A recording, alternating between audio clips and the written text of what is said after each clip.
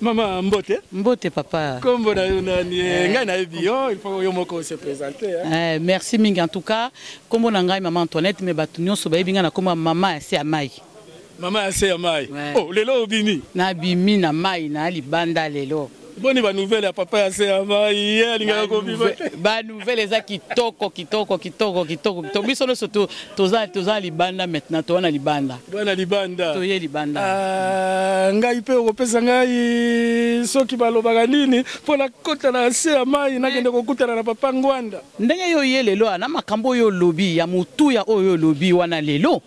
Mais au quotidien c'est à maille déjà aussi au quotidien la maille pour le but makamoko ya mutu ya to landi yo makambo ya makasi yo lobi yo bimisa ngona ba image yo au lobi o bangite pour na mboka no Congo au lobi o bimisa ngona na libanda en tout cas ezali et leur moi amené au quotidien déjà na c'est à maille papa comme déjà la kati bon papa Odonbo na pesie honneur ya ba image ya Morgan maman c'est à maille na pesie honneur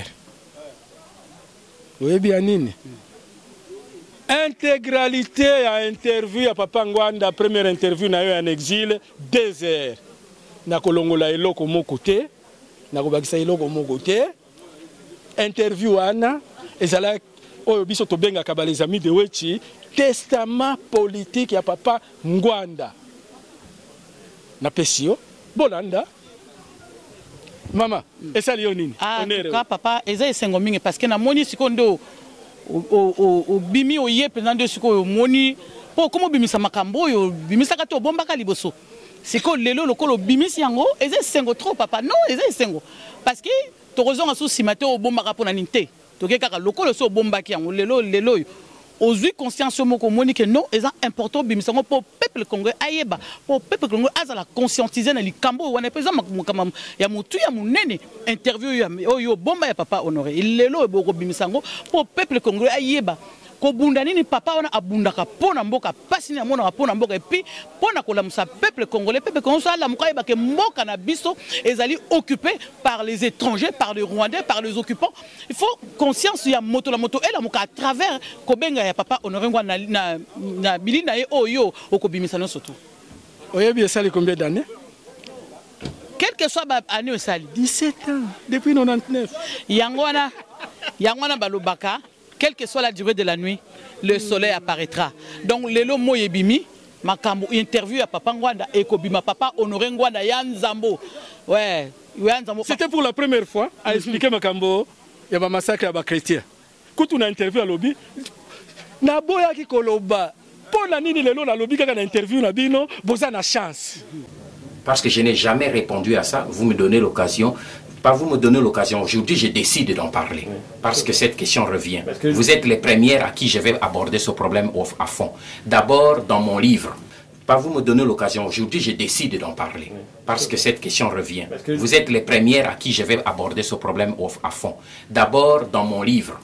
Quand on a interviewé à lobby, naboya ki koloba. Pour la nini lelo la lobby quand on a interviewé na bino, boza na chance. Pour la première fois, on y a expliqué. C'est après. La première fois, maman c'est amai. Honneur oyo. Okoyi bisanini papa. Dero okitana c'est amai. Ezali esengo. Parce que au sali yango bon pona pasi ya mboka yo moko monique 17 ans après bombi yango. Au monique le bité na ko bomba ngo lisusu te. Il faut ebima. Et là on est important yango wana. Ezali esengo, eza bien. Mais là qui m'a mingi pour bimisa ki yango te mais obimisa on attend opportun o esengeli ke obimisa ngo eza malam. Na CP non na pesi opelongoni.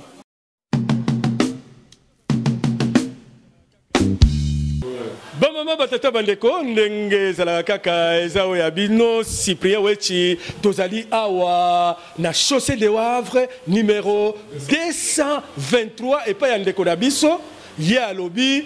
Il faut nasala magasin. Yango tokosenga na bino vraiment toti aye poa. Papa Mbote. Merci Kolo Tunangai. Idée ya kofungola magasin utaki wapi? Non, idée oyo batu apesinga courage vraiment. Na kosenga bango vraiment merci. Eza ba fournisseur parce na resomba ba pièces. Ba fournisseur ya ba congolais ou ya mindele? Non, ya mindele. Vraiment bango to ba encourager kinga lokana za d'abord garagiste. Après, voilà, on a sali magasin pour nous songa bande konanga. Talaka, bana to yamboko ka mundi bu mutasalaka. Kaka mundi bu salaka, mundi ba na maboko misa tuté. Mundi ba na maboko mi balé, biso peto na maboko mi balé, yango muto so bunda. Vraiment bande ko belé ba yebi ke courage na ngai na bunda kana makambo donc yango mo na sali loko.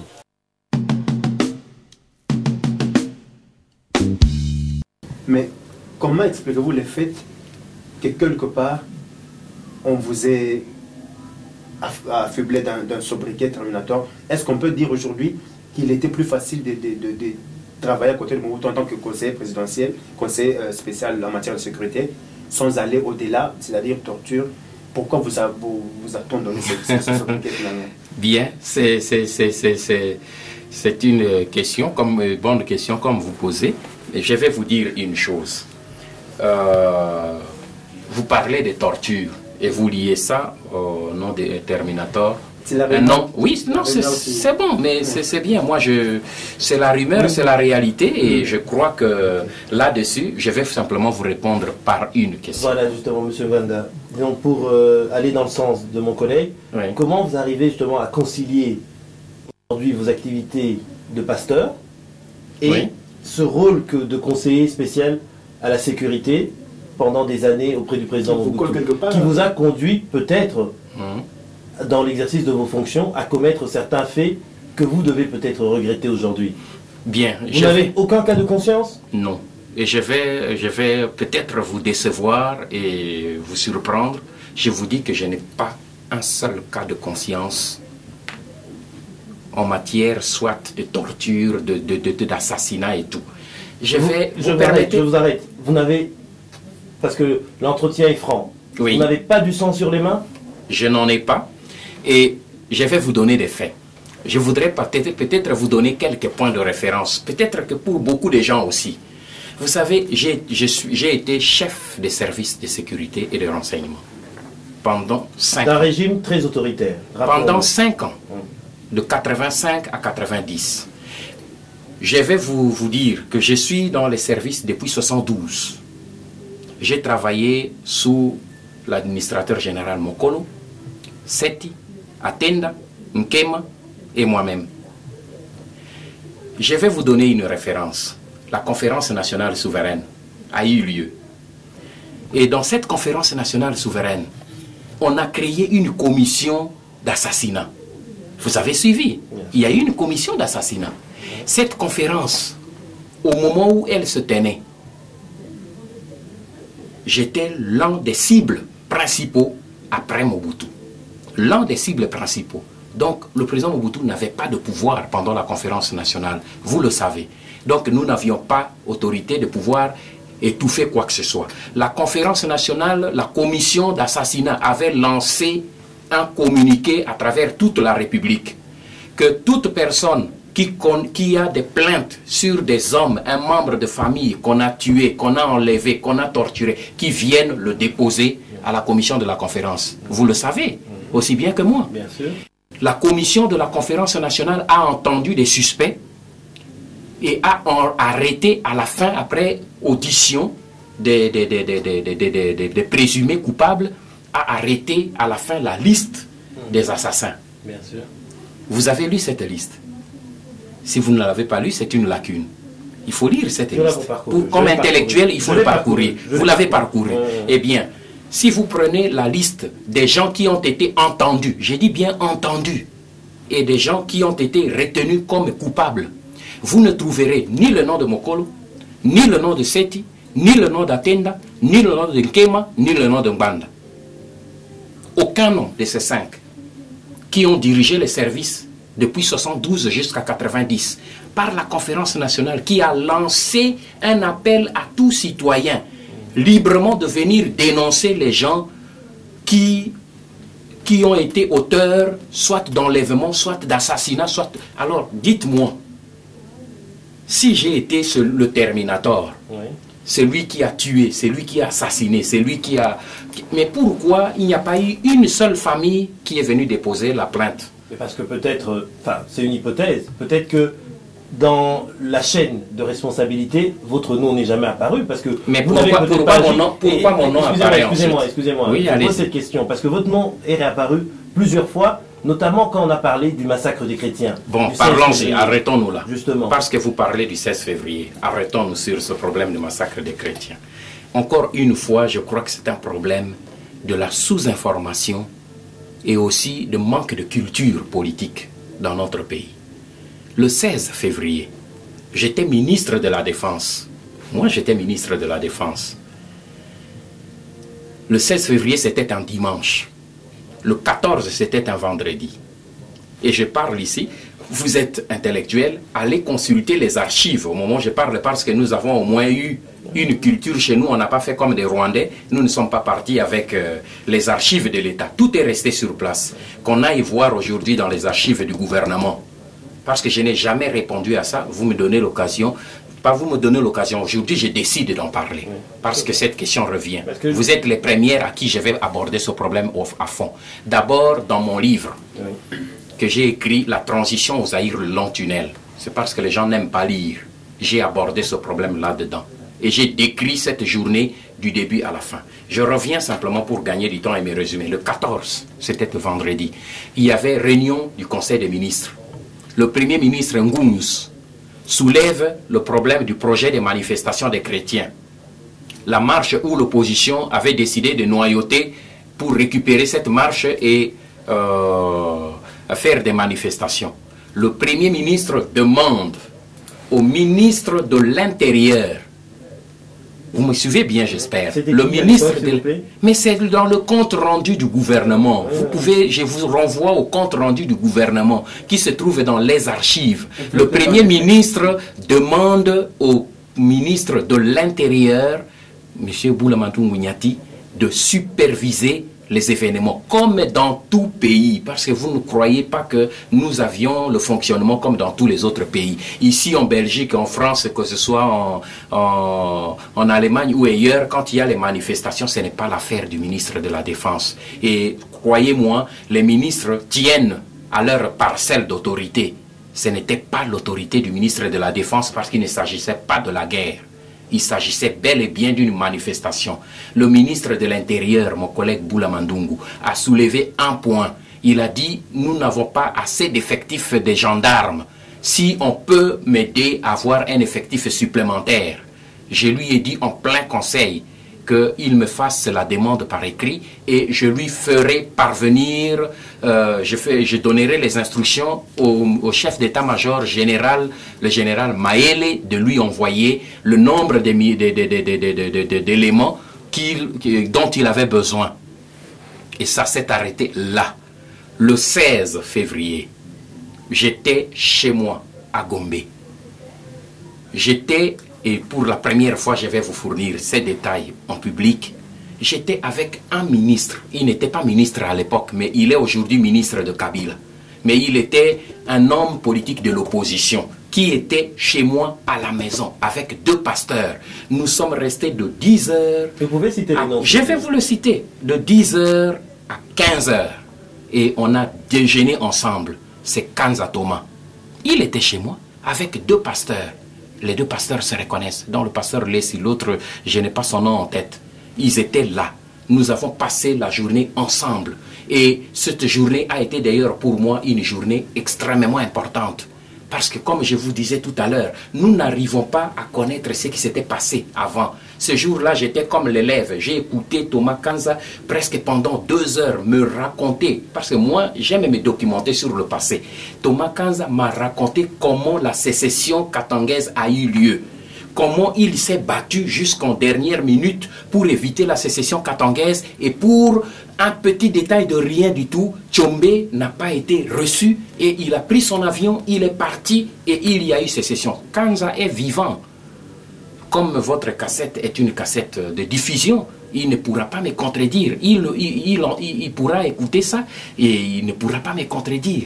Il m'a raconté ce jour-là. Ce qu'il m'a raconté, s'il écrit aujourd'hui, ça peut être extrêmement nourrissant intellectuellement pour notre pays. Parce que j'ai appris une bonne partie de la séquence de notre pays. Il m'a raconté les histoires avec le Lumumba et tout. Toute cette journée. Et je crois que je sais qui s'en souviendra.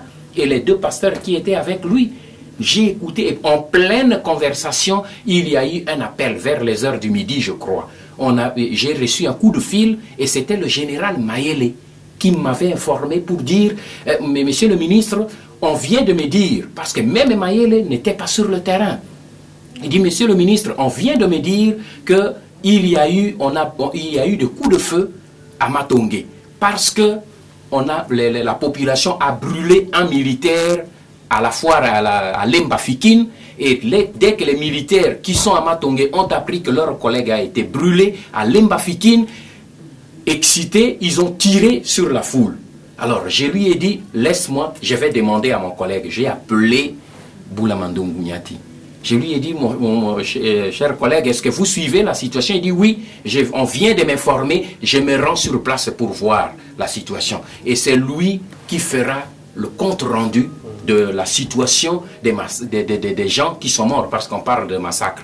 Entre nous, ce n'est pas que je minimise. J'ai beaucoup de respect pour ceux qui sont morts, mais je ne minimise pas. Mais le terme massacre en français, ça part à partir d'un nombre.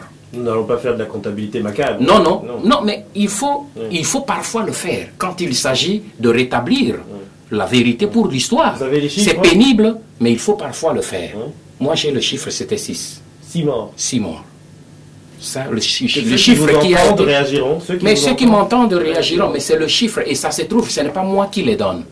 C'est le ministre de l'Intérieur qui a donné ça lors de la réunion du Conseil, qui a suivi, la semaine après, qui a suivi, si ma mémoire est bonne, c'était 6 qu'il a donné, et quelques blessés. Et... Oui, excusez-moi pour les chiffres, mais je crois que lorsqu'on s'attarde comme ça pour dire sur personne, on sait vraiment bien que lorsqu'il y a une dictature, entre les chiffres officiels et les chiffres réels... Vous savez, si vous partez des préjugés, on ne peut plus rien discuter. Parce qu'avec des préjugés, il n'y a aucune base. Parce que si vous dites, comme il s'agit d'une dictature, on impute, mais quand vous parlez de dictature, je vais vous poser une question. Non, rectifions des choses. Oui. Vous parlez de dictature, vous oubliez qu'en ce moment-là, ce n'est plus Mobutu qui dirigeait l'exécutif. C'est le Premier ministre qui dirigeait l'exécutif. Et en ce moment-là, la conférence nationale se tenait. Eh bien, qu'à cela ne tienne. Mais si vous dites... Si on dit 6, comme il s'agit de dictature, il faut donner 30. Alors en ce moment, vous vous engagez sur un terrain. C'était illustré le fait que lorsque généralement, partout au monde, vous avez cité des exemples, la France, la Belgique, partout au monde, tout le monde sait que lorsqu'il y a manifestation, il y a eu tuerie, le chiffre officiel n'est jamais celui qui est plus ou moins réel, entre guillemets. Moi, je peux par exemple vous dire, quand vous prenez le massacre de Lubumbashi, la commission d'enquête du Parlement a abouti à 1. La commission d'enquête de la conférence nationale souveraine, qui n'était pas contrôlée par qui que ce soit, a abouti à 1. Et pourtant, on parle de massacre de Lubumbashi. C'est pour cette raison que j'ai dit, mon cher ami, si vous vous engagez dans le domaine des préjugés, je ne m'engage jamais dans ce problème. Non, quand dire par exemple que, comme il s'agit de la dictature, donc le chiffre, là c'est une imputation. Enfin, de toute façon, vous avez rétabli les faits, votre version des faits. Moi, je donne ma version des faits. Non, mais comme vous dites très justement, que ceux qui sont encore vivants réagissent après avoir vu ces propos. Et le débat est ouvert. Justement. Voilà, le débat est ouvert et je préfère ça. Revenons à la question de vos fonctions de conseiller à la sécurité. Oui. Vous dites que durant toutes ces années, vous n'avez jamais été conduit à commettre certaines actions. Oui, je le confirme. Que vous regretterez aujourd'hui? Non, attention, non. Il ne faut pas faire des extrapolations. Je suis un homme. Si je dis que je ne me suis jamais trompé, alors je suis le dernier des idiots. Je ne parle pas de tromper, je parle de cas de conscience. Voilà, de cas de conscience, de mort d'homme. Il faut ici, parlons clairement de mort d'homme, de torture et tout cela. Ça c'est clair, je peux vous dire très clairement. Et là, ce n'est pas un problème où j'attends la consécration des hommes. Vous savez que la conscience, vous pouvez tromper tout le monde, mais vous ne pouvez jamais tromper votre propre conscience. Et moi, j'ai dit toujours, ma conscience, c'est mon bunker de paix, où je reste à l'intérieur. Le monde entier peut dire de moi, vous êtes assassin. Mais si votre conscience sait que vous n'êtes pas assassin, quel est votre problème? Moi, en tout cas, j'ai dit que le monde entier dise que je suis assassin. Et que ma conscience devant mon Dieu, c'est qu'il n'y a rien. Mais si je vous ai donné les quelques éléments, c'est pour cette raison que depuis que je suis au pays, c'est la première fois que j'engage vraiment une discussion. Je ne sais pas pourquoi vous avez cette chance, mais c'est la première fois que j'engage cette discussion sur ce point-là.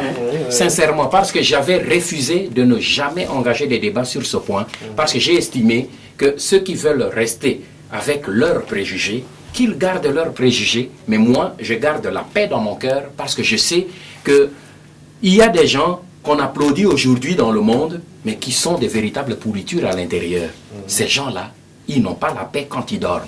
Mais moi, je sais que le monde entier dise. C'est pour cette raison que tout à l'heure, j'ai dit, je ne veux pas m'engager sur le plan des rumeurs pour juger quelqu'un. Parce que je sais comment j'ai souffert, moi, des rumeurs. Vous savez, ce n'est pas une chose facile que d'être pointé du doigt par tout le monde et savoir que je ne mérite pas les doigts qui sont pointés. Mais je dis toujours, quand on pointe le doigt vers quelqu'un, vers toi, j'ai pointé combien de doigts? Un seul. Mais il y a 3 qui sont tournés vers moi. Il y a 3 doigts qui sont tournés vers moi. Chaque fois que vous pointez le doigt vers quelqu'un, n'oublie pas que 3 doigts sont pointés vers toi. C'est-à-dire, examine-toi si tu as raison de pointer quelqu'un du doigt. Et j'ai trouvé des situations. Je vous donne un fait.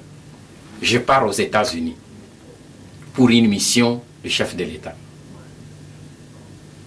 pour voir George Moose. Les Américains, le gouvernement américain organise des manifestations à mon arrivée parce qu'ils étaient seuls à savoir l'avion, à connaître l'avion que j'allais prendre. Parce qu'ils ont insisté, j'avais fait escale en Suisse, ils ont insisté, l'ambassade des États-Unis a insisté pour connaître l'avion que je prenais, disait-elle, parce qu'on devait venir m'accueillir à l'aéroport. J'ai donné en dernière minute le numéro de vol que je prenais. Je suis arrivé, il n'y avait pas d'accueil officiel, mais il y avait les manifestants à l'aéroport. J'ai compris qu'ils avaient besoin de ça pour m'organiser cet accueil. Et là-dedans, pour une des rares fois, j'ai beaucoup souffert de ça. Je vois parmi, est-ce qu'il était zaïrois ou il ne l'était pas, je ne sais pas. Mais parmi les gens qui venaient, devant les Américains qui étaient là, je vois quelqu'un qui vient avec un bras coupé. Ah, regarde ce que toi tu m'as fait dans la prison. Je ne t'oublierai pas, tu payeras ça. Un bras coupé. Alors tout le monde se retourne, il me regarde avec des yeux qui pouvaient me foudroyer.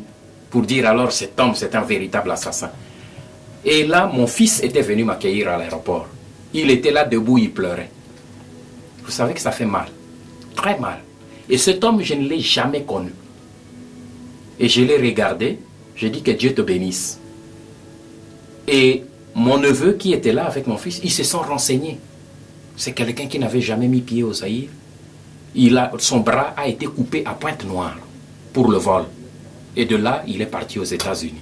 On a retrouvé après tout son itinéraire. Vous savez combien ça fait mal.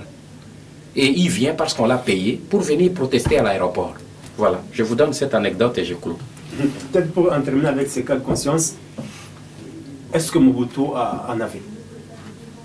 Vous qui l'avez côtoyé, qui est resté pendant longtemps dans son siège. Parce que si je pose la question, c'est pour comprendre. Vous avez donné 5 noms des administrateurs qui se sont succédés au niveau de l'Agence nationale des renseignements.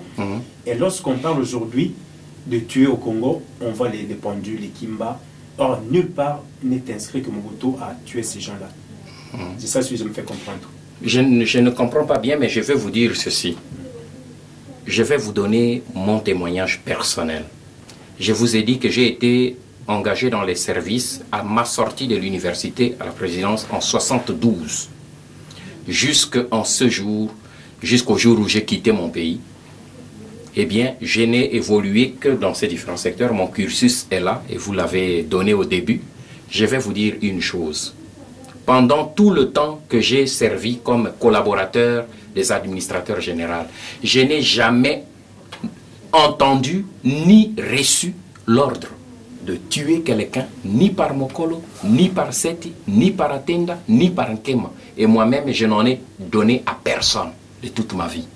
Et j'ai des agents qui sont au pays et qui sont à l'extérieur. Ceux qui sont au pays, ils peuvent aujourd'hui dire non, moi j'avais reçu l'ordre de l'administrateur général Banda, nous sommes allés et nous avons tué telle personne. Mais j'attends, ne fût-ce qu'un cas, si quelqu'un a agi, comme vous l'avez dit tout à l'heure, même par personne interposée, mais ces personnes peuvent me dénoncer. Ils peuvent quand même me dénoncer. Parce qu'on peut les dénoncer et eux peuvent maintenant se référer à moi. On voit les cas des procès qui se passent ici en Europe. Même si on commence en bas, on remonte la filiale. Mais pourquoi pendant toutes ces années, il n'y a même pas un seul cas qui peut illustrer? Est-ce que vous en connaissez? Parce que vous êtes aussi dans les milieux. Si vous en connaissez, donnez-moi un cas. Parce que moi, j'attends comme tout le monde.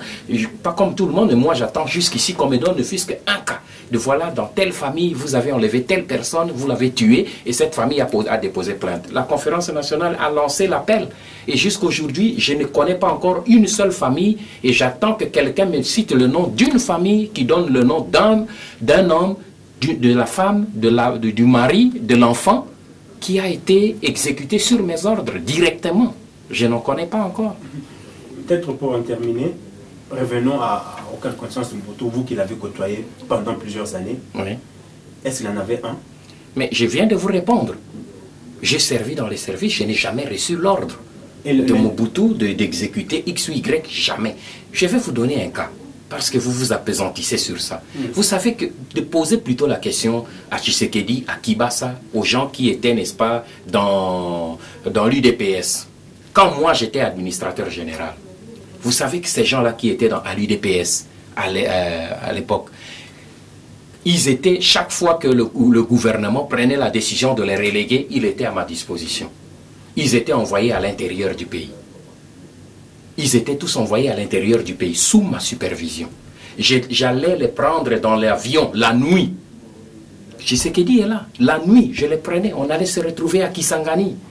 Mais si j'étais un assassin, les éliminer, mais c'est quoi de plus facile en ce moment-là? Ils ont été sous ma supervision. Chaque fois qu'ils étaient à l'intérieur, et j'ajoute un élément. Savez-vous que je les protégeais contre ceux qui avaient l'intention de les éliminer. Je ne les cite pas. Et ce n'étaient pas les gens de la présidence, c'était des hommes politiques. Et parfois les hommes politiques de leur propre pantalon qui avaient intérêt qu'ils soient éliminés pour qu'ils prennent la place. Et ils voulaient s'organiser. D'autres même sollicitaient indirectement les services pour voir si... Et d'autres venaient nous reprocher en privé. Pourquoi vous qui êtes les services et vous traitez plutôt avec ces gens, vous jouez avec eux au lieu de clore ce dossier? Comprenez ce que cela voulait dire. Mais ils sont vivants. Parce que vous connaissez bien l'histoire de notre pays, une question à la volée, d'où serait partie la décision des pendus? Je pense aux pendus de... Quand on a pendu les gens, moi j'étais à l'école secondaire. Justement, parce que vous connaissez bien l'histoire. Non, mes aînés qui étaient responsables, ils n'ont qu'à répondre à cette question. Moi je réponds de l'époque où je connais les faits. Comme eux n'ont pas écrit, ils n'ont pas livré, ils ne m'ont pas livré les éléments que moi je vous livre, moi je ne peux pas répondre. Il faut leur poser des questions. Je vous en prie. Merci beaucoup. Au-delà de ça, je vais faire une petite citation, disons, de votre livre, pour donner aussi envie aux gens de lire. Parce que je vous en prie. Ce sont des faits, et il faut que les gens lisent et que le débat s'instaure. Voilà. Que si les gens veulent critiquer, que de cette critique naisse justement un débat qui nourrit. C'est ça l'importance d'un livre. Donc c'est dans le chapitre consacré au dernier entretien avec le maréchal Mobutu. Alors vous dites ici, le maréchal, il me remercia pour les services rendus et pour la fidélité. Il me prodigua des conseils portant sur ses propres erreurs, et à la fin, il me dit la phrase que je n'oublie jamais. Dieu voit tout, Dieu qui voit tout saura te rémunérer selon tout ce que tu as fait pour moi et pour ton pays, même si les gens ne le savent pas. À ces mots, j'ai craqué et j'ai sangloté. Voilà. Donc, à travers le livre, il y a souvent des passages comme ça, où vous relatez des faits qui vous mettent en quelque sorte en avant, qui vous montrent comme, en quelque sorte, quelqu'un qui n'a fait que du bien. Quelqu'un qui a essayé de travailler du mieux qu'il pouvait pour servir son pays, pour servir son président. Mais ce que je voudrais savoir, c'est que tout au long de ces années, vous n'avez commis aucune erreur. Il n'y a aucun mea culpa dans ce livre. Et je voudrais savoir pourquoi. Mais si vous dites qu'il n'y a pas de mea culpa, vous n'avez pas bien lu. Je le dis à maintes reprises. Au niveau des conseils qu'on donnait, par exemple au niveau du problème de la nomination, je me pose la question, avons-nous donné le bon conseil ou pas? Même au niveau, par exemple, des éléments, et je le dis dans mon livre, et vous ne le relevez pas, au niveau, par exemple, de la décadence de la situation, je me suis toujours posé la question, est-ce que je me suis interposé assez? Est-ce que je n'aurais pas pu faire plus? est-ce que je ne suis pas quelque part coupable de n'avoir pas beaucoup fait la pression qu'il fallait et je n'ai pas peut-être été plus préoccupé à ne pas recevoir des contre-coups ou à dire non, je ne vais quand même pas trop m'engager, je risque d'embêter le président. Parce que ça, je reconnais que ça a été un frein personnel pour moi. Parce que dans la guerre de la cour, quand vous insistez, aujourd'hui vous revenez, vous dites président, voilà telle situation. Et puis demain vous revenez, vous dites voilà telle situation. Quand je vous donne les faits, comme prendre l'ambassadeur des États-Unis et aller avec lui auprès du président pour que lui, il dise au président ce qu'il venait de me dire. C'était là tout le combat intérieur que j'avais personnellement. De dire, faut-il toujours insister? Parce que le président savait par exemple que je ne partageais pas et je ne portais pas, disons pas porté dans le cœur, mais que je n'étais pas d'accord avec la situation qui se passait au sein de l'armée. Il le savait. Je peux par exemple prendre que le retour, par exemple son choix du Premier ministre Kengo, à l'époque, je ne le partageais pas avec beaucoup tant d'autres, avec quelques-uns, mais en tout cas le directeur du bureau et moi, nous n'étions pas d'accord. Alors il y a beaucoup d'éléments. Maintenant, j'ai dit, est-ce que dans tout cela, est-ce que j'ai joué vraiment le rôle qu'il fallait? Est-ce que je n'aurais pas dû peut-être faire plus que ce que j'ai fait? Il y a des points d'interrogation, mais je raconte là toutes mes activités pratiquement pendant ces derniers temps, ces dernières années. C'est à vous de relever ce qui est de mauvais et ce qu'il y a de positif et ce qu'il y a de négatif. Et tout ce que j'ai décrit là, est-ce que tout n'est que positif? Je ne crois pas. Non, tout n'est peut-être pas que positif, mais on a l'impression que, selon, disons, ce que vous en dites, votre rôle était toujours un rôle en retrait. Vous n'étiez pas à la première place. C'est vrai, vous n'étiez pas président, mais vous aviez quand même une influence. Mais bien est-ce la rumeur qui vous prêtait une telle influence qu'en réalité vous n'aviez pas? Mais mon cher ami, quand par exemple dans ce livre, quand vous le lisez, quand vous dites que je me mets en retrait, je suis au regret de vous contredire. Ce livre montre justement que j'étais au front. Oui. Quand je pars en Afrique du Sud pour discuter au nom du chef de l'État, les négociations, vous appelez ça se mettre en retrait? Quand je reviens, je pars en Ouganda pour discuter avec les deux chefs d'État, à l'insu de tout le monde, les conditions de négociation pour arrêter le combat. Vous appelez ça se mettre en retrait? Qu'est-ce que vous auriez voulu que je dise pour dire que j'étais au front? Mais moi, je craignais plutôt qu'on dise que vous parlez trop de vous-même et vous vous mettez trop en exergue. Mais maintenant, je suis agréablement surpris de vous entendre dire que je me mets plutôt en retrait. Non, je dis en retrait derrière le chef de l'État, qui était bien sûr... Bien sûr, parce que je ne peux que me mettre derrière le chef de l'État, sinon je serais le chef de l'État. Non, bien sûr. Parce que c'était la réalité. Vous n'allez quand même pas me dire que j'allais me placer devant le chef de l'État et lui donner des directives sur ce qu'il devait faire. Alors en ce moment, il fallait que je lui fasse un coup d'État et prenne sa place. Mais justement, la rumeur vous prête justement... Mais allez demander à la rumeur. Allez demander à la rumeur. Le fait, comme vous êtes là, de nous dire quelle était la réelle influence que vous aviez... Mais je ne fais que le décrire. Du début à la fin de mon livre, je ne fais que décrire ma position, mon rôle.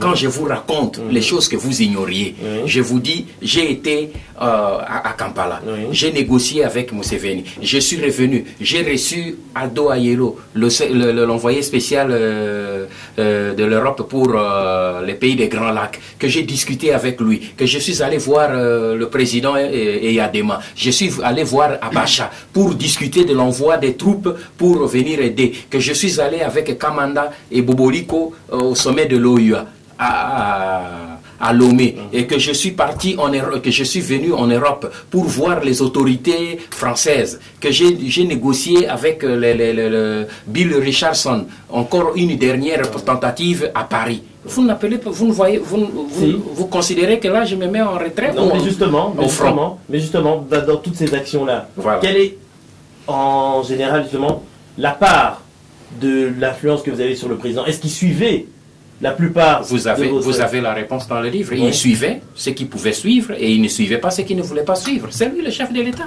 C'était lui mon patron. Mais votre bilan personnel, vous pensez qu'il a le plus souvent suivi ou bien il aurait dû plus suivre votre... Je n'ai votre pas à le conseil? juger pour dire s'il aurait pu plus suivre ou pas. J'ai dit qu'il suivait, mais il est arrivé à un certain moment où il a été absorbé. Je n'étais pas le seul de l'entourage du président Mobutu, et ça apparaît clairement dans le livre. Clairement. Donc il y a eu beaucoup de forces centrifuges autour de lui. Et je crois que s'il avait suivi, il m'avait suivi, il n'avait suivi qu'un mois, nous aurions négocié en novembre. Il aurait dit au Premier ministre, non, laissez le conseiller spécial poursuivre, parce qu'il m'avait dit, si le gouvernement refuse d'aller à Nairobi, vous allez pour me représenter en tant que membre de l'institution président de la République. Vous allez. Et je suis parti. Arrivé à Nairobi, la pression était forte, il m'a dit, revenez. Là, il ne m'a plus suivi. Il m'a dit non, il m'a suivi jusqu'à un certain moment, et il dit, stop, la pression est trop forte, revenez. Je suis allé en Afrique du Sud pour négocier. Il y a eu la pression, il m'a dit stop, ne voyez pas Kabila, revenez. Je suis revenu, je vous raconte tout ça dans le livre. Donc à un certain moment, il m'a dit oui, mais quand il estimait qu'il devait arrêter pour des raisons, parce que moi je ne subissais pas des pressions que lui subissait, le pauvre.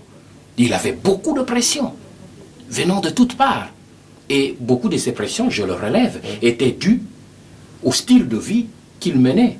Parce que s'il avait mené un style de vie du président seulement, eh bien, il aurait échappé à beaucoup de... Il aurait été moins exposé. Mais la manière dont il vivait, il était accessible. N'importe qui pouvait venir. Et ceux que nous avions l'habitude de les appeler, les conseillers sans dossier, ils étaient nombreux. Il ne connaît aucun dossier, mais il débarque le soir, il mange avec le président et il lui donne un conseil. Ah, président, j'ai eu le coup de fil d'un ministre français. Je viens de voir un tel ministre belge. J'ai mangé avec lui. Il dit qu'il faut faire ceci ou cela. Tous ces gens donnaient des conseils.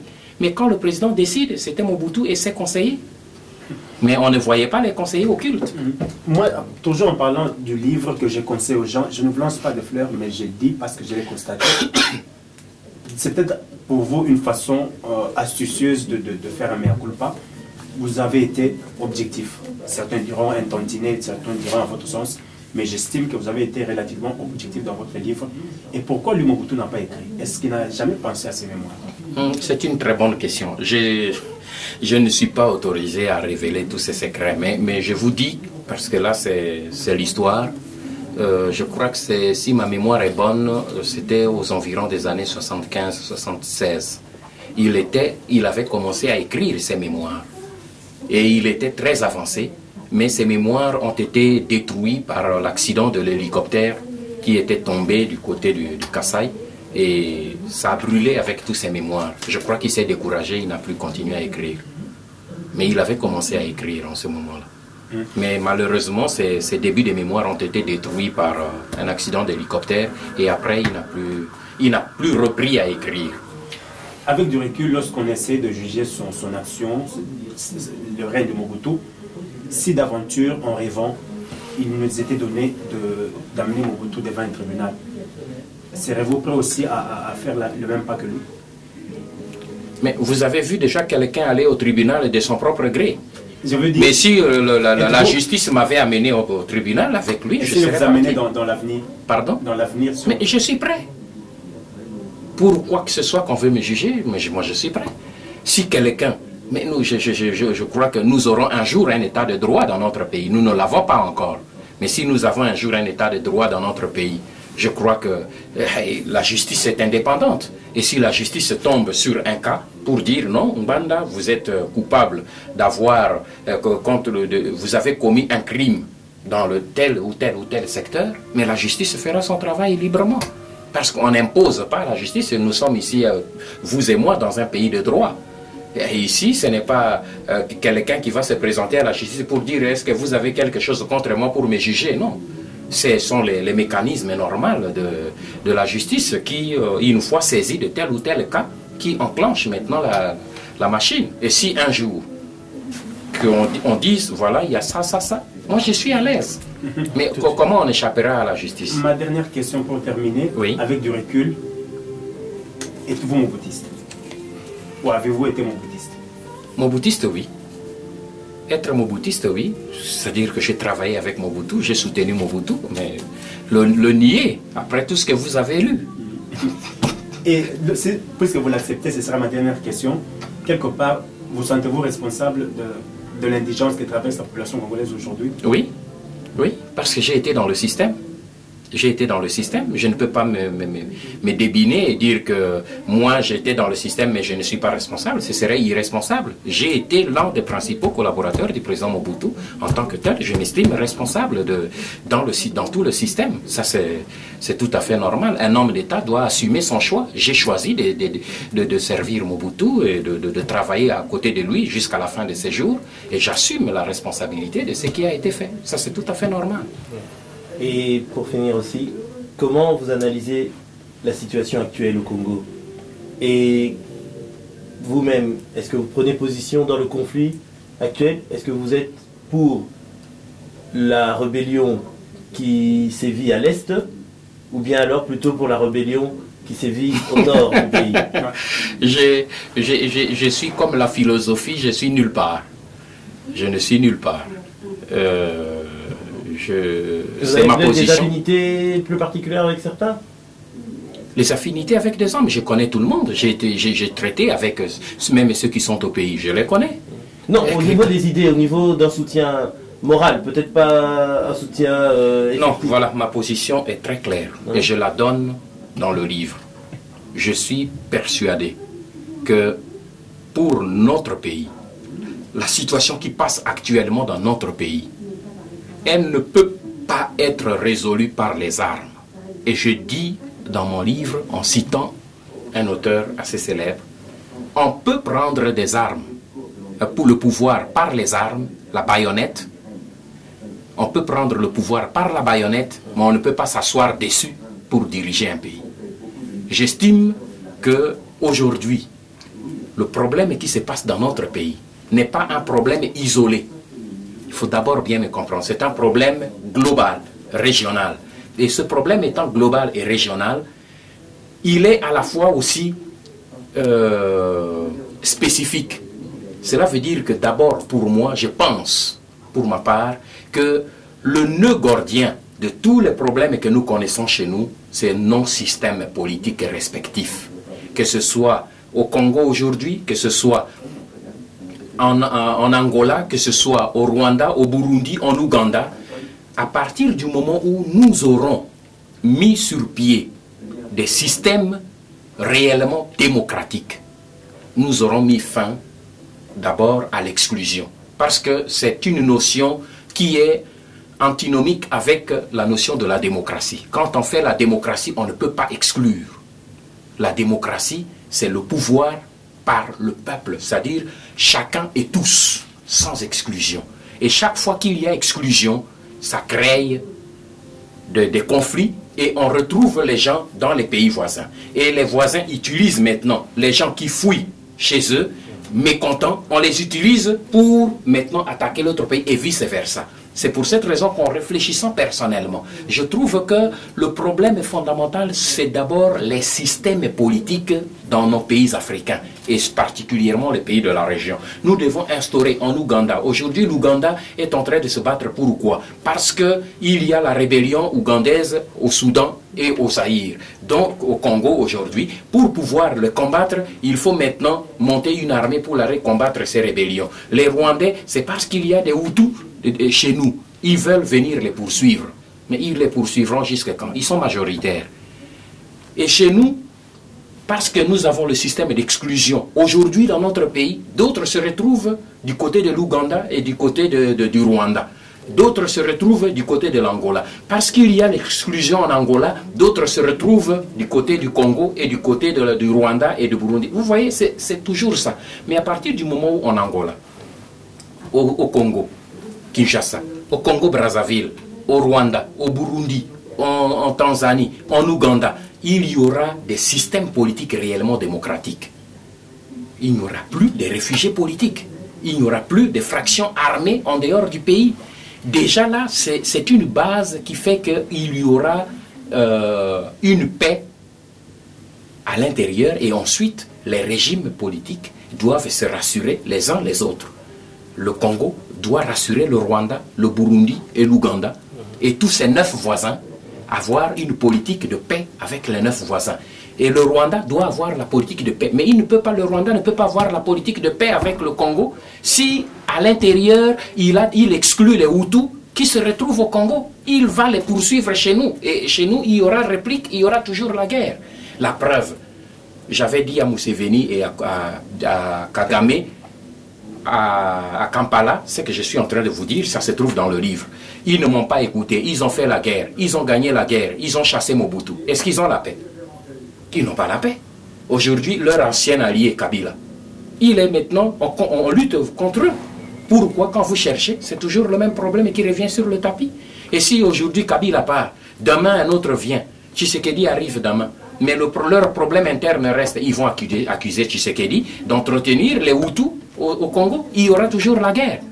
Et si demain Kagame part et un autre vient, il continue à chasser les Hutus, mais les Hutus continueront à le combattre à partir du Congo. Nous avons une longue frontière que nous n'arrivons pas à contrôler. Déjà cette rébellion de Kabila, qui a duré pendant plus de 30 ans. Pourquoi? C'est parce que les massifs à l'est du pays, ceux qui connaissaient bien le pays de l'Est, mais moi j'ai beaucoup travaillé dans mes fonctions de ce côté-là et je connais assez bien la géographie, mais on ne peut pas contrôler. Parce qu'il y a des endroits où on ne peut pas arriver. Le massif de Rwenzori, avec l'Ouganda. Mais du côté, au sommet des Rwenzori, du côté ougandais, ce sont les rebelles congolais. Du côté congolais, ce sont les rebelles ougandais. Mais ça partira jusqu'à quand? Et pourquoi il y a des rebelles congolais? Parce que la situation politique au Congo ne leur plaît pas. Pourquoi il y a des rebelles ougandais? Parce que le système politique en Ouganda ne leur plaît pas. Voilà le nœud du problème. Revenons en nous-mêmes, résolvons notre problème. Ce n'est pas ces guerres temporaires et sporadiques. Et moi, ma peur est que notre peuple soit détruit à cause de cette série de guerres, cette guerre en série. Parce que tant qu'on n'aura pas résolu le fond du problème, eh bien, on entrera toujours dans ce cycle de violence. Une violence en entraîne une autre. Comme on dit, la violence appelle la violence. Et si nous continuons par la solution de la violence, et c'est la violence qui va continuer. Moi, je crois que nous devons avoir le courage, comme en font les pays européens, de pouvoir transcender. Il n'y a pas un régime parfait, ça n'existe pas. Nous devons comprendre cela. Ici, quand vous prenez la France, même ici en Belgique où vous êtes, eh bien, vous avez toujours des gens qui contestent le régime, le gouvernement en place. Le gouvernement en France n'a pas... Il y a l'opposition. Ici, il y a l'opposition. Et quand on parle de la majorité au pouvoir, mais c'est un ensemble de ceux qui ont même au sein de la majorité, prenons le cas de la France, parce que votre système ici en Belgique donne les mots de tête. Moi, je comprends mieux le système français. Mais quand vous prenez la majorité en France, mais dans cette majorité, il y a l'opposition à l'intérieur. Les communistes ne partagent pas toujours le point de vue des socialistes. Et les écologistes ne partagent pas toujours le point de vue des communistes. Mais ils retrouvent un dénominateur commun pour dire, entendons-nous sur ce programme et dirigeons le pays. Et de l'autre côté, vous avez d'autres qui les contestent. Mais est-ce qu'il faut pour ça absolument prendre des armes? Non, parce que ceux qui sont au pouvoir acceptent la contradiction. Le problème est là. Chez nous, quand quelqu'un est au pouvoir, il n'accepte pas la contradiction. Et si justement il n'accepte pas la contradiction, est-ce que les armes comme dernier recours, c'est justifiable? Moi, je dis que non, parce que peut-être c'est justifiable jusqu'à un certain stade, je ne sais pas. Peut-être pour les obliger à entendre raison, peut-être oui, peut-être non. Mais devons-nous toujours continuer à utiliser les armes comme même première phase pour en faire entendre raison à l'autre? Pourquoi ceux qui montent au pouvoir ne peuvent pas exercer les valeurs universelles de la démocratie? C'est cela. Ce qui arrive quand quelqu'un est en rébellion, il dit « je combats pour instaurer la démocratie ». Et dès qu'il prend le pouvoir, il oublie les valeurs démocratiques et la démocratie devient, n'est-ce pas, pratiquement une caricature. Alors c'est ça le problème. Monsieur Nganda, vous avez donné votre avis sur la situation actuelle, une analyse très objective, mais est-ce que vous-même, vous pensez revenir aux affaires politiques s'entend au pays? Ou bien pour vous, c'est quelque chose qui est déjà... c'est du passé? Comment vous pouvez demander cela à un responsable? Mettre la croix sur un pays, c'est un crime. C'est une réponse aussi. Je vous réponds. Je dis, faire cela, c'est criminel. Aujourd'hui, tout responsable, tout intellectuel doit être concerné par ce qui se passe dans notre pays. Et surtout nous qui avons été la cause de ce qui se passe. Parce que nous, parlons honnêtement, moi je n'ai pas peur des mots. Nous avons été la cause parce que c'est notre système qui a été combattu et qui a été en partie responsable. Mais ceux qui sont arrivés, ont-ils corrigé? Ils n'ont pas corrigé, ils s'enfoncent. Alors, devons-nous nous croiser les bras et dire, moi je tourne le dos, je mets une croix? Non. Pour l'instant, je crois que ma participation, parce que vous dites revenir aux affaires, ça c'est une affaire. Mon livre, c'est déjà revenir aux affaires. Je ne reviens pas aux affaires, mais ce livre est déjà mon expression. J'estime qu'actuellement, au lieu de prendre des armes et de tirer, moi je prends mon bic et j'écris pour que je sensibilise l'opinion. Et le débat que nous venons de faire, pour moi, c'est une satisfaction morale, parce que ça constitue déjà votre participation et ma participation à ce qui se passe dans notre pays, à sensibiliser nos concitoyens. Rien que l'examen de ce, parce qu'on dit, la vie, c'est le résultat du passé, du présent, pour prospecter l'avenir. Et je crois que ce que nous sommes en train de faire, c'est une participation. Ce n'est pas simplement occuper un poste comme ministre, vice-ministre ou bien PDG, tout cela, non. Moi, j'estime que là, c'est un peu mercantile. Mais participer, c'est ce que nous sommes en train de faire. Et j'estime que ce que je fais maintenant, c'est une façon de participer à la situation qui prévaut actuellement dans mon pays. Pour terminer maintenant, dernière question. On est ici en Belgique justement, et on sait que la Belgique fut l'ancienne colonie du Congo. Alors, vous commencez d'ailleurs votre livre par relater les événements de la réunion de Rabat en 88, avec la délégation conduite par le prince Albert, qui est aujourd'hui roi des Belges. Alors, vous pouvez nous donner de façon succincte quel était, disons, l'esprit qui animait les relations belgo-zaïroises à l'époque pour le maréchal Mobutu. Et je vous pose cette question parce que il y a dans, vous savez, dans l'imaginaire populaire au Congo, les Belges sont appelés Noko, c'est-à-dire oncle. Qu'est-ce que pensait le président de cette notion de Noko? Moi, je crois que personnellement, parce que vous demandez mon point de vue, je crois que c'est là l'erreur fondamentale. Vous savez, en politique, moi, c'est la conclusion que je tire de ma modeste expérience dans les affaires de l'État. Moi, je crois qu'en politique, on doit extirper tout ce qui est subjectif des sentiments dans les rapports. Je crois que c'est ça qui est à la base de la caractéristique même ou de la spécificité des rapports de la Belgique avec le Congo, le Zaïre, le Congo aujourd'hui. C'est ça. C'est déjà le fait de les appeler Noko. Moi, je crois que c'est cela qu'on doit enlever de la tête des gens. Appeler les Belges les Belges et les Congolais les Congolais. Ils ne sont pas mes oncles. En tout cas, moi, ce ne sont pas mes oncles. En politique, on n'a pas d'oncle.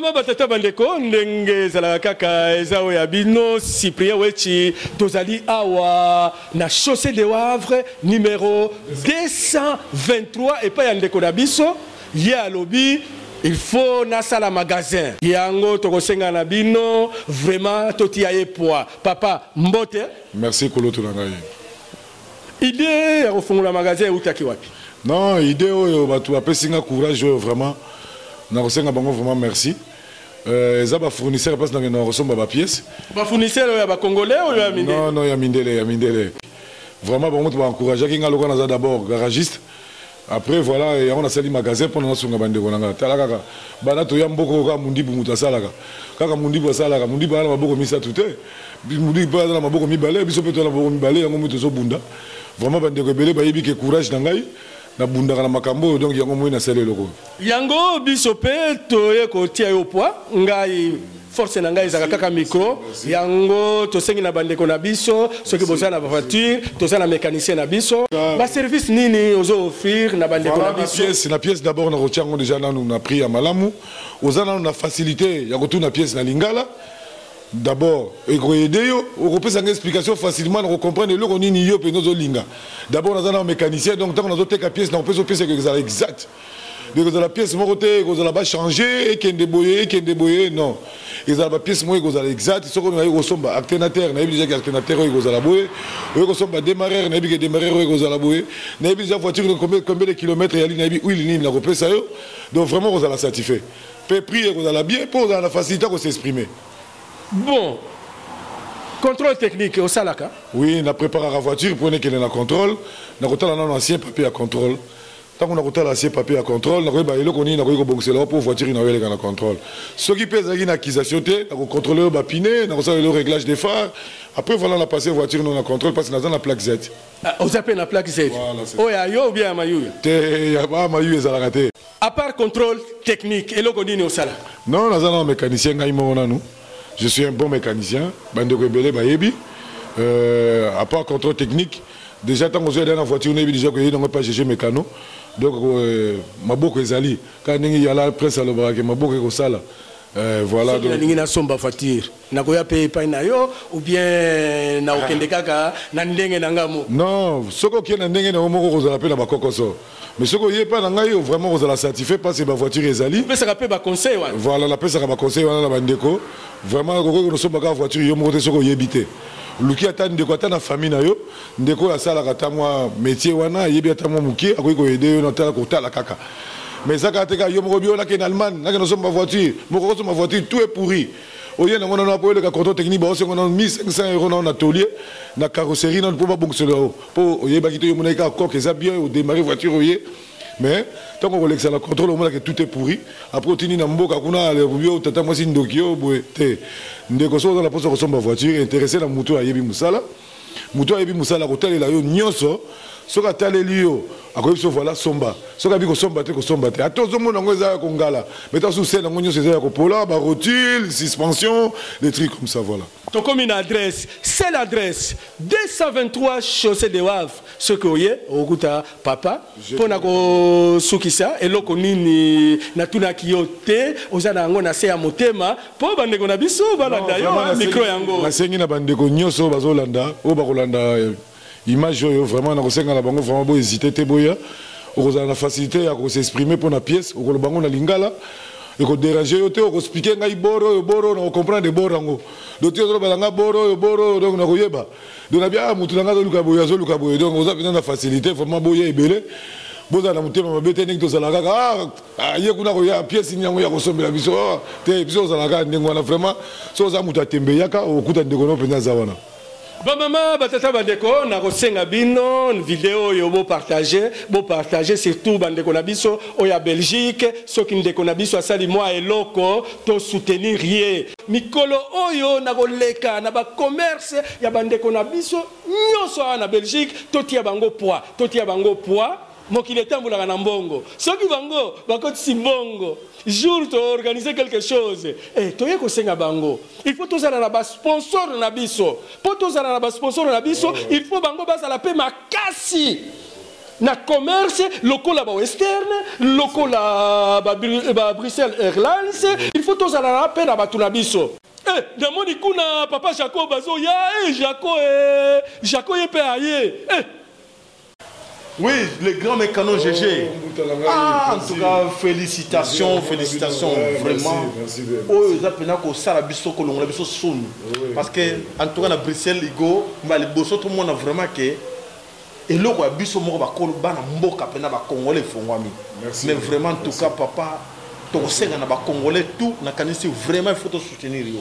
Te soutenir yo en tout cas félicitations parce que to benoko zelango. Po biloko to mona ga to kene po bandibo mondibo. Moi je viens de loin hein. So mona ko somba pièce c'est pas na yo awa. Neko tuna c'est dit que na uti musika na yepo vraiment que noga que moi na mboka fongole loko ya moto. Donc to senga vraiment que ne to perdre ba biloko be na matonge to linga so to perdre te.